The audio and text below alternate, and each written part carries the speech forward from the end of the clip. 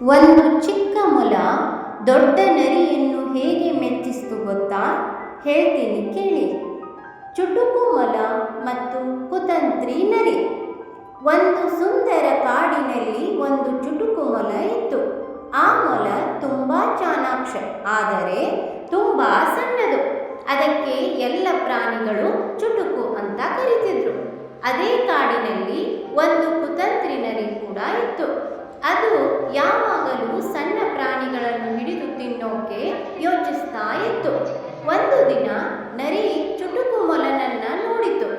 ಅಯ್ಯೋ, ಈ ಚಿಕ್ಕ ಮೊಲ ನನಗೆ ಸಿಕ್ಕರೆ ಇವತ್ತು ಹೊಟ್ಟೆ ತುಂಬ ಊಟ ಅಂತ ಯೋಚಿಸ್ತು. ನರಿ ನಿಧಾನವಾಗಿ ಮೊಲದ ಕಡೆಗೆ ಹೋಯಿತು. ಆದರೆ ಚುಟುಕು ಮೊಲ ತುಂಬ ಸ್ಮಾರ್ಟ್. ಅದಕ್ಕೆ ಡೇಂಜರ್ ಅಂತ ಗೊತ್ತಾಯಿತು.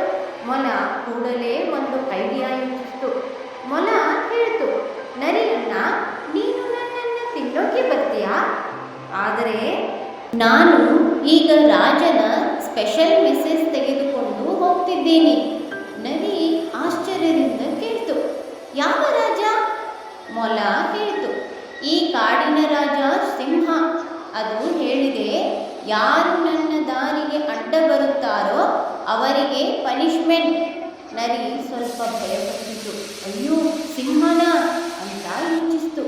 ಆದರೆ ನರಿ ಇನ್ನೂ ಡೌಟ್ ಪಡ್ತಿತ್ತು. ನಿಜಾನಾ? ನಾನು ನೋಡ್ತೀನಿ ಅಂತ ಹೇಳ್ತು. ಚುಟುಕು ಮೊಲ ನರಿಗೆ ಒಂದು ಬಾವಿ ತೋರಿಸಿ ಅದರ ಹತ್ತಿರ ಕರೆದೊಯ್ತು. ಅಲ್ಲಿ ನೀರಿನಲ್ಲಿ ನರಿಯ ರಿಫ್ಲೆಕ್ಷನ್ ಕಾಣಿಸ್ತು. ಮೊಲ ಹೇಳ್ತು, ಅಲ್ಲೇ ನೋಡು, ಇನ್ನೊಂದು ನರಿ ಇದೆ. ಅದು ಸಿಂಹನ ಜೊತೆ ಇದೆ. ನರಿ ನೀರಿನಲ್ಲಿ ತನ್ನ ರಿಫ್ಲೆಕ್ಷನ್ನನ್ನು ನೋಡಿ, ಅಯ್ಯೋ, ಮತ್ತೊಂದು ನರಿ ಅಂತ ಕೋಪಗೊಂಡಿತು. ಕೋಪದಲ್ಲಿ ನರಿ ಬಾವಿಗೆ ಜಿಗಿತು. ಆದರೆ ಅದು ಹೊರಗೆ ಬರಲೇ ಇಲ್ಲ. ಚುಟುಕು ಮೊಲ ಸೇಫಾಗಿ ಓಡಿ ಹೋಯಿತು. ಈ ಕಥೆಯ ನೀತಿ ಏನೆಂದರೆ, ಬುದ್ಧಿ ಇದ್ದರೆ ಬಲವಂತನನ್ನು ಗೆಲ್ಲಬಹುದು. ಚಾಣಾಕ್ಷತನ ದೊಡ್ಡ ಶಕ್ತಿ.